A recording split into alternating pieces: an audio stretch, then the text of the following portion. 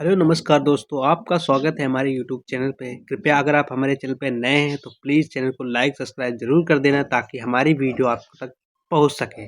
आज हम बात करेंगे मानवाधिकार क्या है। देखो, मानवाधिकार की बात करते हैं, हम आपको जीरो से समझाएंगे, शुरुआत से। अगर आप ये वीडियो देखोगे तो उम्मीद है आपको मानवाधिकार से रिलेटेड कोई भी परेशानी होगी वो सॉल्व हो जाएगी।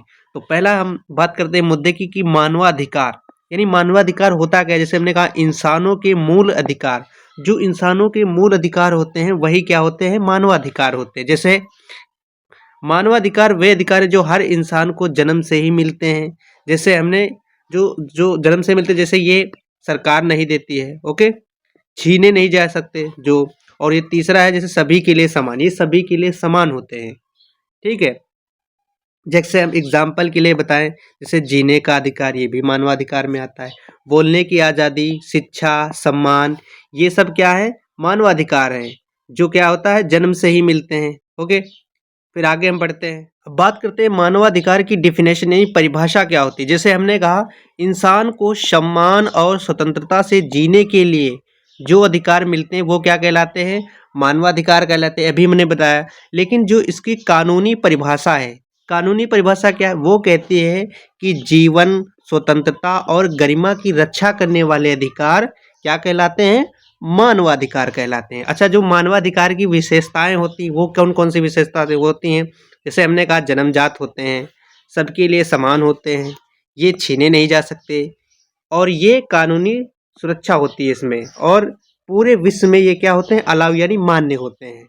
अब बात करते हैं मानवाधिकार जरूरी क्यों है। भाई, क्यों जरूरी है मानवाधिकार। जैसे हमने कहा, ये क्योंकि अत्याचार को रोकते हैं। अच्छा, गरीबों की रक्षा करते हैं, गरीब लोगों की, समाज में बराबरी लाते हैं, और इंसानों को सुरक्षित रखते हैं। अगर जैसे ये तो हो गए जरूरी, अगर हमारे पास ये ना हो, ये अगर मानवाधिकार ना हो तो क्या हो सकता है, इससे क्या होगा, शोषण बढ़ेगा, भेदभाव होगा। ठीक है। और ये क्या होगा, अन्याय होगा, न्याय तो नहीं, अन्याय होगा। ओके। फिर बात करते हैं मानवाधिकार का इतिहास। जो इसका इतिहास यानी हिस्ट्री है वो क्या कहती है, विश्व में ये कब था, संयुक्त राष्ट्र में ये 1945 में बना। कहाँ, संयुक्त राष्ट्र, जिसे हम क्या कहते हैं, इंग्लिश में यूएन कहते हैं। फिर ये 1948 में बना। इसमें कितने अधिकार थे, टोटल 30 अधिकार थे। ठीक है। भारत में कब लागू, भारत में देखो 1950 में क्या लागू हुआ था, संविधान लागू हुआ था। फिर 1993 में मानवाधिकार कानून बना, जिसका पूरा नाम क्या था, मानवाधिकार संरक्षण अधिनियम 1993। अब हम बात करते हैं मानवाधिकार के प्रकार, यानी प्रकार क्या होते हैं। जैसे मानवाधिकार के कितने प्रकार होते हैं, टोटल कितने होते हैं, 5 प्रकार होते हैं। अब आज हम पांचों प्रकार की बात करते हैं। जैसे पहला प्रकार है नागरिक अधिकार, यानी नागरिक अधिकार में क्या क्या आता है, जीवन आता है, स्वतंत्रता आती है, समानता आती है, और क्या आती है, सुरक्षा यानी सेफ्टी आती है। दूसरा है राजनीतिक अधिकार। देखो, राजनीतिक अधिकार क्या होता है, इसमें हम क्या सकते हैं, वोट दे सकते हैं, चुनाव लड़ सकते हैं, और सरकार की आलोचना कर सकते हैं। अगर वो सही काम करती है, गलत काम करती है, तो उसकी हम राय रख सकते हैं अपनी। ओके। जो तीसरा है आर्थिक अधिकार। आर्थिक अधिकार में क्या होता है, देखो, रोजगार, उचित मजदूरी, और जो बेरोजगारी उसमें क्या होती है, सहायता मिलती है। जो चौथा है सामाजिक अधिकार, इसमें क्या होती है, देखो, इसमें शिक्षा होती है, स्वास्थ्य होता है, मकान होता है, और क्या होता है, भोजन। पांचवा है, पांचवा अधिकार होता है सांस्कृतिक अधिकार। जैसे इसमें भाषा का अधिकार होता है, संस्कृति, धर्म, परंपरा, और क्या होती है, कला का अधिकार होता है।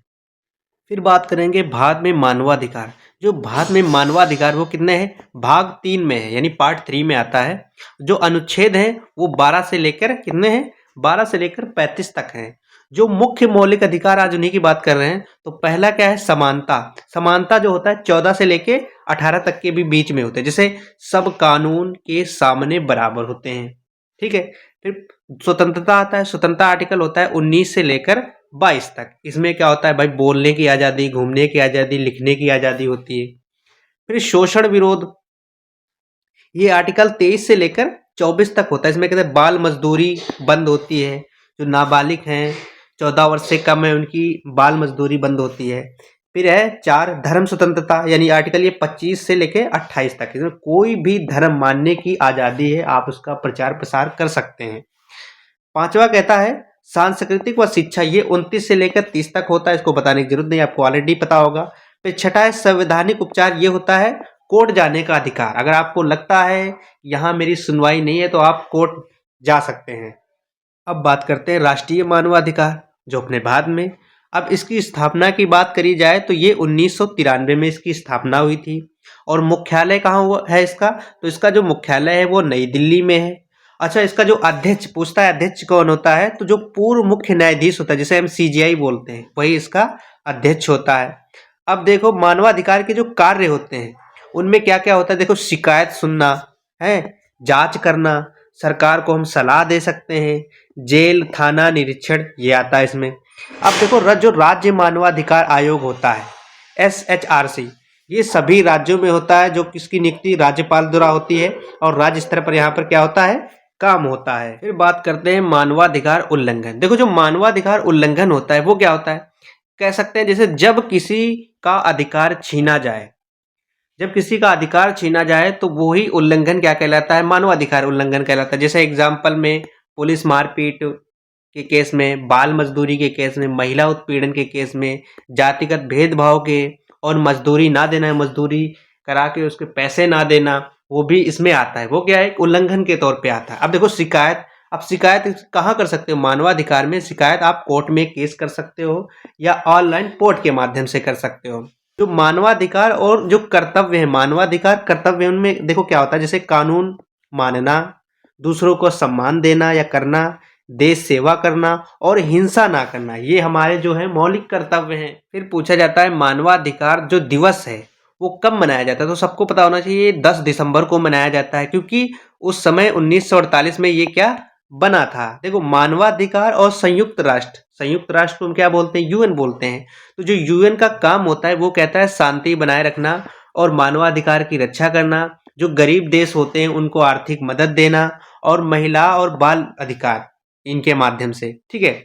अच्छा, जो महिला उत्पीड़न के आधार से महिलाओं के जो अधिकार हैं उनको भी सम्मान, वेतन, सुरक्षा और शिक्षा, ठीक है। जो बच्चों के अधिकार में उसमें आता है पढ़ाई आती है, पोषण आता है और सुरक्षा आती है। और जो मानवाधिकार कानून है, ठीक है, जो मानवाधिकार संरक्षण अधिनियम सबको पता है 1993 में, इसका जो काम है वो अभी बताया था हमने, आयोग बनाना, जांच कराना, और अगर कोई दोषी हो तो उसको दंड देना। और इसका जो मुख्य लक्ष्य है न्याय, समानता और स्वतंत्रता गरिमा बनाए रखना। अब देखो जो इम्पोर्टेंट फैक्ट हैं उनकी बात करते हैं, कि जो अभी आपको हमने बताया है उससे जो क्वेश्चन बनते हैं, जो एग्जाम में पूछे जाते हैं, वो भी आपको हम बताएंगे। अब जो इम्पोर्टेंट फैक्ट हैं वो कहता है संयुक्त राष्ट्र में 1948, भारत में 1993 में, इसका जहाँ मुख्यालय क्या था, नई दिल्ली था मुख्यालय। ये कब मनाया जाता है, 10 दिसंबर को मनाया जाता है। पूछता है सवाल, अगर पूछे मौलिक अधिकार तो ये पार्ट 3 में आते हैं।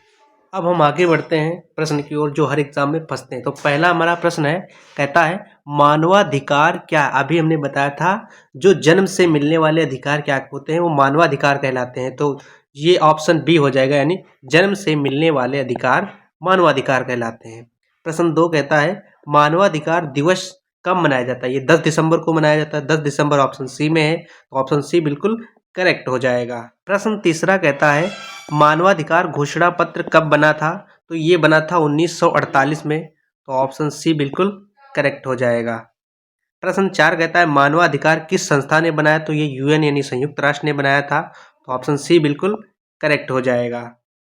प्रश्न 5 कहता है राष्ट्रीय मानवाधिकार आयोग कब बना, ये बना था 1993 में, तो 1993 ऑप्शन सी में है, तो ऑप्शन सी करेक्ट हो जाएगा।